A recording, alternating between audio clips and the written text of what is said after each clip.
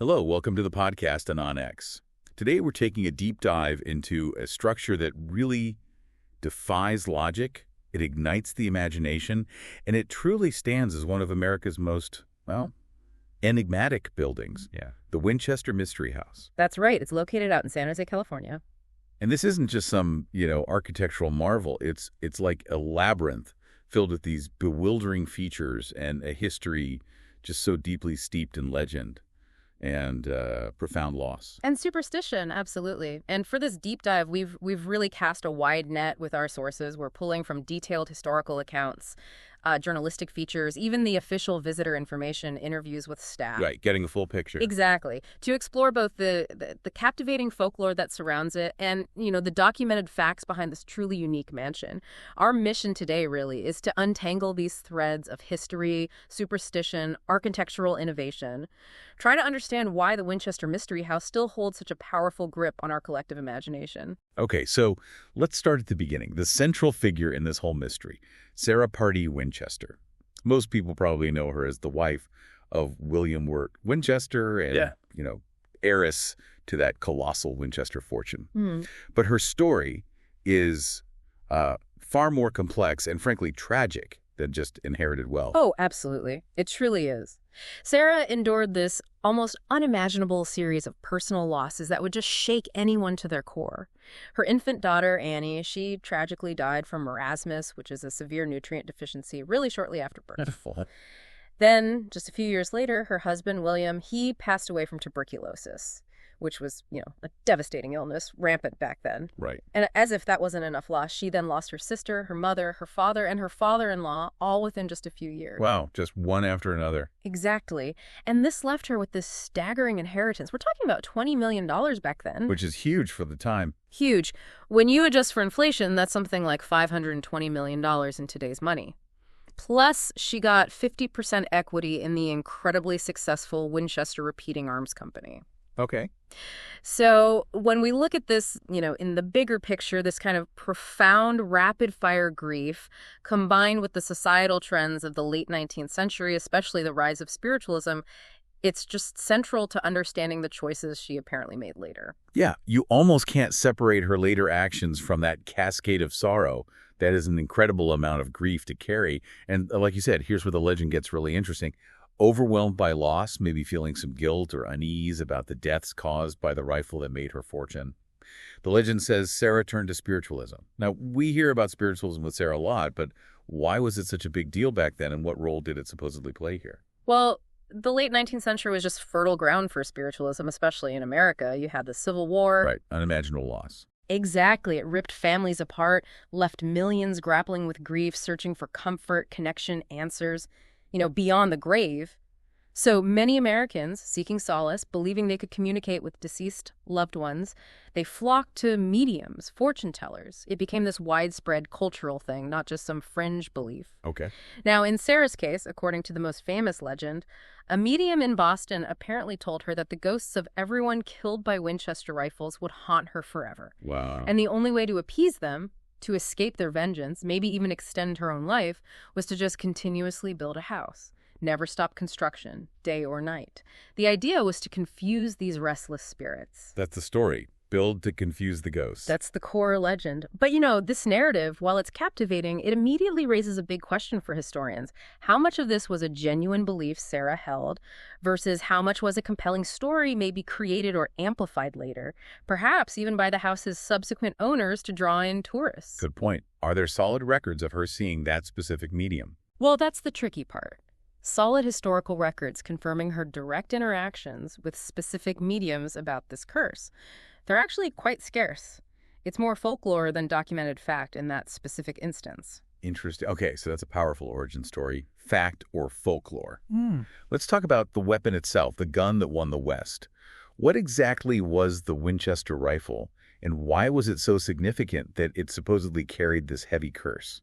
It really did earn that nickname. It was originally invented by William's father, Oliver Winchester, but the real game changer came with an engineer named Benjamin Tyler Henry. He took the initial single-shot design and just transformed it into a repeating rifle. It could hold multiple rounds, fire continuously with a lever action. It was revolutionary for its time. Right, instead of reloading after every single shot. Exactly. Imagine a soldier or a hunter could rapidly fire off a whole succession of bullets. This made it incredibly effective, and so naturally it got widely adopted. Its impact was undeniable. Well, absolutely. The Winchester saw extensive use in the Civil War and, tragically in the conflicts against Native American tribes as America expanded westward. It literally reshaped warfare and frontier life, but at a tremendous human cost. The sheer number of lives it touched, both in conflict and just everyday life, is what, according to the legend, made the inheritance blood money, the source of that terrible curse that supposedly haunted Sarah. It wasn't just a product, it became a symbol. A powerful symbol, of a violent, rapidly expanding nation. Okay, so armed with this huge fortune, weighed down by grief, maybe spooked by spiritual warnings, Sarah packs up her life in Connecticut, moves all the way across the country to San Jose, California.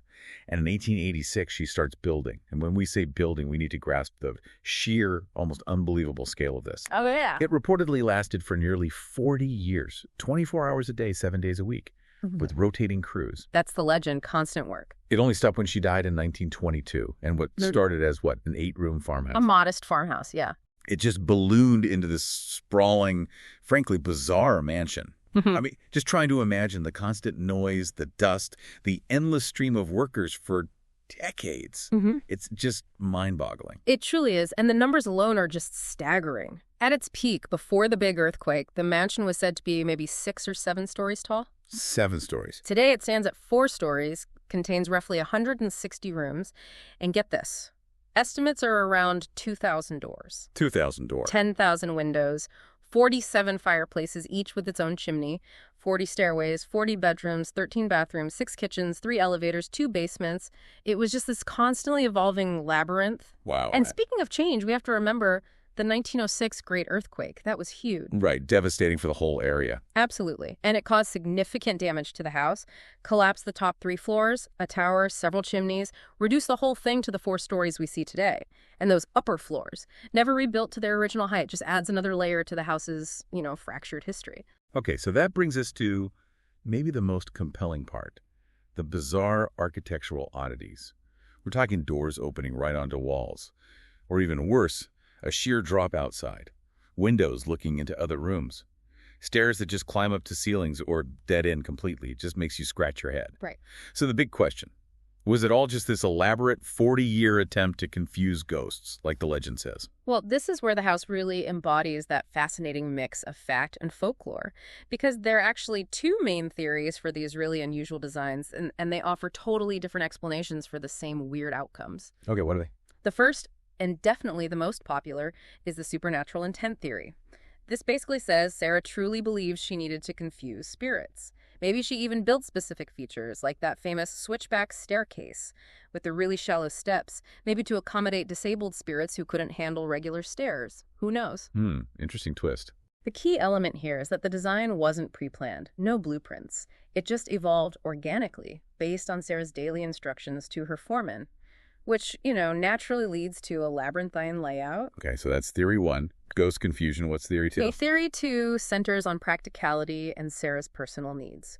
Remember, Sarah lived into her early 80s, quite old for the time, and as she aged, she suffered really severely from rheumatoid arthritis. Ah, right. That makes sense. Which would have restricted her movement significantly, caused chronic pain. So all those fireplaces, 47 of them, might have provided crucial heat for her joint pain throughout this huge, drafty house. A practical reason for so many. Potentially. And that same switchback staircase, the one with the tiny 2-inch steps, with severe arthritis, she maybe couldn't lift her feet high enough for standard stairs, so this allowed her to move between floors more easily. So it could have been for her own mobility. Exactly. And what's really fascinating here is how these 2 totally different motivations, fear of ghosts versus the very human need for comfort and mobility, could lead to the exact same bizarre architectural results. Yeah, that's a great point. It challenges how we interpret odd behavior. Right. Plus, on top of all this, Sarah was known to be an amateur architect. She genuinely loved designing and remodeling. She was apparently very exacting, kind of a serial builder, constantly revising and adding things. So that could just explain the constant construction, too, regardless of ghosts. It could certainly contribute, yeah. Her own passion project, perhaps. Okay, that makes a lot of sense, seeing it from the human angle. But what about the number 13? It seems to pop up everywhere. 13 hooks, 13 drains, 13 windows in the 13th bathroom, 13 palm trees, 13 stones in a window. It feels very deliberate. Oh, it's absolutely deliberate, and one of the most well-documented oddities. Sarah's alleged obsession with 13, believing it was lucky, not unlucky, is just woven through the mansion. So she liked the number 13. Apparently so. Its presence is meticulously documented everywhere, structure, decoration. This consistency really reinforces the unique, maybe almost ritualistic nature of her building, suggests a deeper conviction behind those choices, whether for luck or, for spiritual reasons. Okay, so if this was partly about spirits, did Sarah actively try to communicate with them? Tell us about this legendary seance room and her supposed rituals. Well, according to the main legend, yeah, she supposedly dedicated a lot of time to communicating with the other side. She apparently had a specific blue room, like a secret room hidden inside another secret room, very private, that she used just for seances. A secret room inside a secret room. Wow. Right. And here, it said she would consult with the good spirits, maybe her deceased loved ones or other benign entities she believed in. These spirits, the story goes, would advise her on how to keep building, what new rooms to add, how to design them to evade or confuse the more malevolent spirits trying to harm her. Advice from the beyond on architecture. That's the legend. There's even a story about a bell tower that would chime at midnight and again at 2 a.m., supposedly summoning Sarah to the seance room for these nightly consultations. Very nice. Apparently. And to further dodge any haunting spirits, she was said to change bedrooms every single night. Yeah. Never sleep in the same bed twice in a row, making it harder for anything nasty to find her. That sounds exhausting just thinking about it. Okay, so after Sarah died in 1922, did the mansion's strange vibe continue? Did people still report paranormal stuff? What kind of ghost stories have come out over the years? Oh, absolutely. The house basically became a magnet for paranormal claims almost immediately after it opened to the public. Visitors, staff, they've reported a whole array of ghostly things. Like what? You hear accounts of lights flickering for no reason, people feeling phantom tugs on their sleeves, or that distinct feeling of being touched when nobody's there. Definitely. Consistent reports of unexplained footsteps in empty halls, disembodied whispers, even smells like cooked food or cigar smoke appearing out of nowhere. Cold spots are common too, doors and windows slamming shut. And the feeling of being watched. That's probably the most common one, that pervasive, eerie sensation that someone is watching you, especially in certain parts of the mansion. Are there any specific famous ghosts or stories? Yeah, there are a few. One often mentioned is Clyde, believed to be a former worker, sometimes seen pushing a wheelbarrow. That sounds like a classic residual haunting, Like an energy imprint left behind. Exactly.